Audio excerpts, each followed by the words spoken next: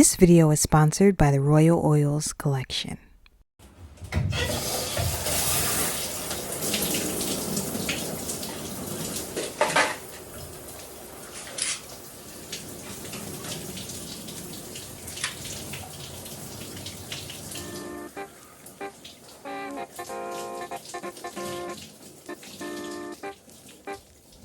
I grew up in the 90s, when baby hair was fly, bamboo earrings were in, and box braids went down to your booty crack.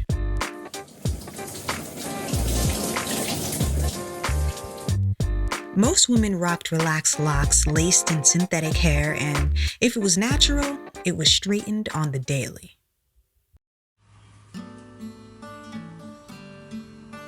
This is me. Maybe 8 months into this world, my mother pregnant with my brother and his father Will. The subject of my father is really sensitive. I never met him, and maybe for a good reason, but it's kind of difficult to be included in lunchroom conversations of heritage when you have no idea where half of you came from. Speaking of heritage, being African American, many of us couldn't accurately trace our lines of lineage, so hair became a huge part of the conversation. We didn't realize the broad spectrum of colors, patterns, textures people of African descent could possess, so we divided ourselves into 2 categories: good hair and bad hair. Good hair was any hair that had visible curls and played well with the comb. And bad hair? Well, that was what I had. Nappy and ugly, as they used to say. I got my first relaxer before the age of 5 in a foster home so I could have hair that hung and swung like the pretty girls in my class. It was like having the compliments I got from using the hot comb permanently. My mother is a cosmetologist, and the topic of hair was a constant one in my household.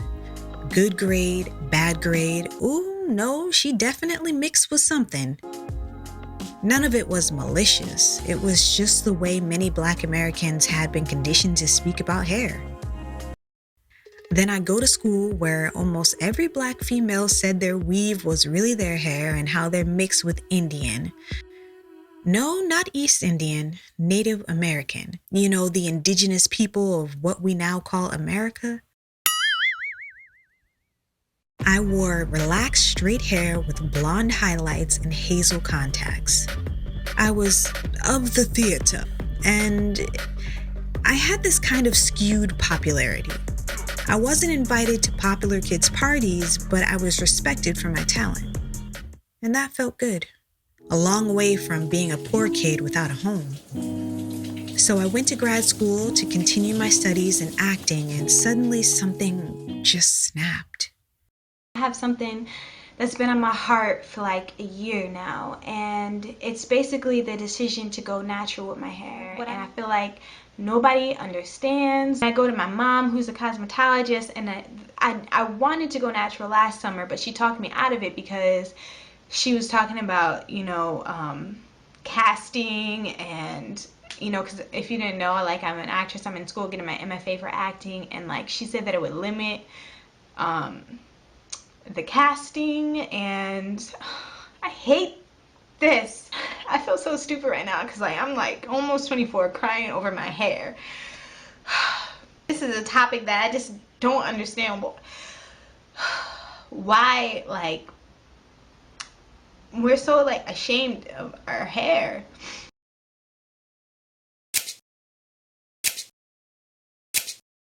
It was the start of my natural hair journey. For the next 5 years, I shared my hair story online. The triumphs, the challenging times. When I went back to relaxers in 2015.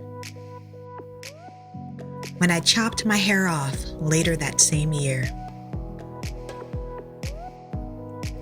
Even the products that help me treat my scalp.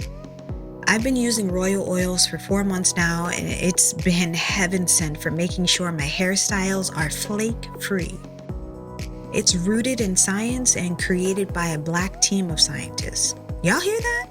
think it's so important for every ethnicity to see themselves represented in a variety of career and leadership roles. Maybe because I'm low-key a cool nerd myself, but it's all around inspiring to use products like royal oils that were created by Black people to treat and moisturize hair like mine. The shampoo, conditioner, and scalp treatments help keep my scalp clear and my hair soft. Check it out in the description box below. I've created hair content online for years on various platforms, and I've learned so much along the way. Hair porosity, density, pattern, health, and so many of the conversations we need more of. I didn't get good hair. I got phenomenal hair. And I'm at a place in which I can accept it in its natural state, stretch states, covered in weave or color. For me, I've defined that as true pride. Not needing to put on blinders or diluting my thoughts to this versus that. I love being able to see the beauty in other hair textures and patterns while simultaneously seeing the beauty of my own. I feel like I just want to give you all a hug. Thank you so much for being a part of such an incredible journey.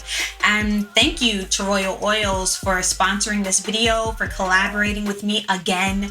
I've been using this whole line for about 5 months. It has not steered me wrong. It has allowed me to keep up with the consistency of the videos here on YouTube, because imagine being a content creator and having scalp issues. Not fun. So I was just willing to try anything. And the thing that I like about this particular line is that it feels very softening on the hair, which is very different than other products that I've tried. And so I've just incorporated this into my scalp care and my full hair care routine on a consistent basis, and I have seen the results. And if you're someone like me who has scalp issues and you're just tired of being sick and tired, go to your local CVS, check out the Royal Oils collection. If what it does for me, it can be done for you, my job is done. Also, you can check the link down below. Click on that, purchase it, enjoy it, because I think you will.